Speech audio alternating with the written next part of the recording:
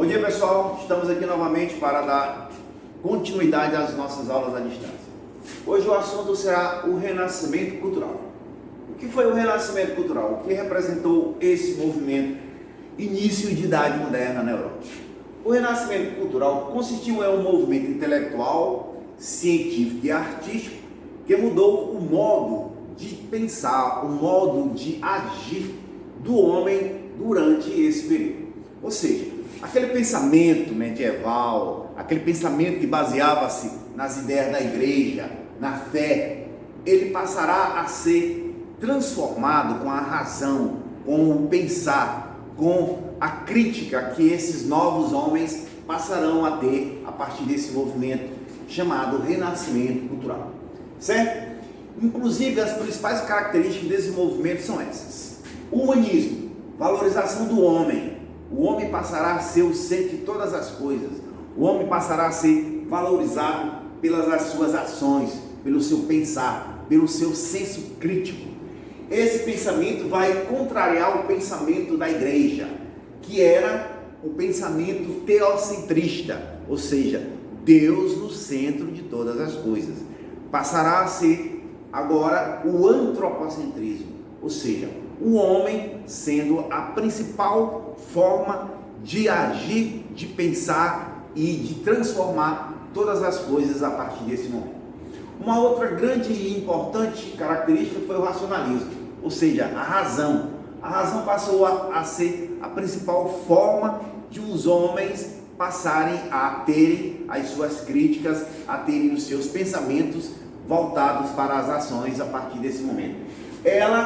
A razão, será uma contrapartida versus a fé da igreja. A igreja que centrava todo esse pensamento em relação à obediência, em relação a que a igreja era a detentora de todos os pensamentos, de todas as formas de ensinamentos a partir desse momento. Será transformado pela razão. Bom, a Itália foi o berço desse movimento que surgiu na Europa. Por que a Itália? Quais os motivos que levaram a Itália a ser o berço do Renascimento? Bom, a Itália era um dos principais centros comerciais e urbanos da Europa. Lá os mercadores venezianos, genoveses, tinham todo esse aparato de desenvolvimento comercial e urbano e passariam a investir em outros setores, nas artes, nas ciências.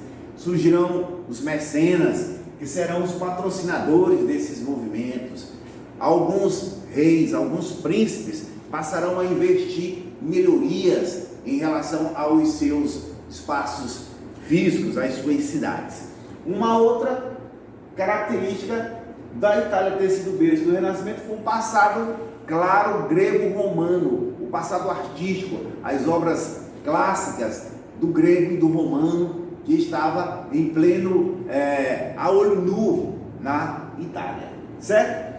A invenção da imprensa também foi muito importante. Por quê? Porque a partir da invenção da imprensa, aqueles manuscritos, aquelas obras que não eram conhecidas em determinados idiomas, passariam a serem impressas nos idiomas português. Os manuscritos portugueses seriam colocados em português, inglês, certo? E assim sucessivamente, facilitando a adesão e o conhecimento de muitos outros que terão acesso a esse tipo de informe.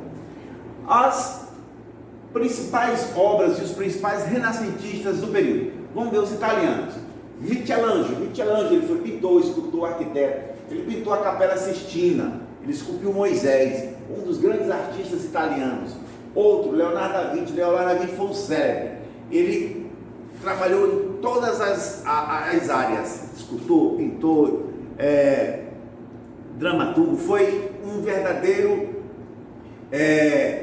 mestre em áreas de várias instituições.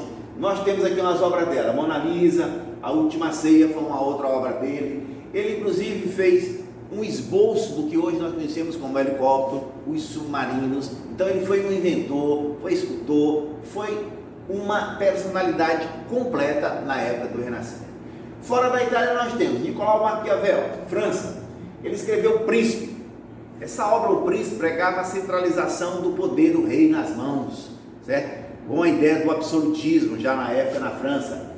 E depois nós temos Miguel Cervantes na Espanha, escreveu Dom Quixote de La Mancha, onde essa obra satirizava a sociedade da época, principalmente a cavalaria, né? Shakespeare, inglês, dramaturgo muito famoso, escreveu Romeu e Julieta, escreveu Hamlet, obras da dramaturgia inglesa que são conhecidas até hoje. Certo, pessoal? Até a próxima.